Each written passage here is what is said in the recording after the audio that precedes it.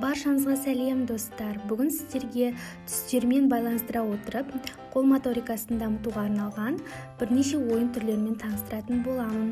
Ең бірінші ойынымыз ол кішкентай шарларды өздерінің түстеріне сәйкестендіре отыра ыдыстарына салу керекпіз. Қолымызда пинцет болады. Келесі ойынымыз осындай тақтайшаның үстінде өтетін болады. Оған осындай арнайы дайындалған дөңгелекшелері белгіленген қағазды аламыз, үстіне тақтайшаны қойып, кішкентай шарларды түстеріне сәйкестендіреміз. Бұл біздің миымыздың сол және оң жақ жарты шарларының жақсы жұмыс істеуіне көптеген септігін тигізеді.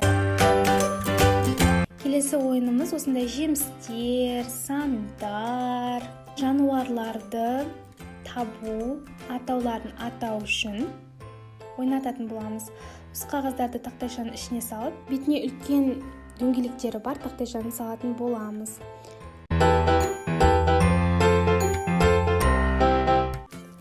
Бұдан кейін осылай тақтайшалардың бетін аша отыра, оның астында жасырылған жемістер, немесе көкөністер, болмаса жануарлар, тағы да басқа атауларын балалардан сұрайтын боламыз.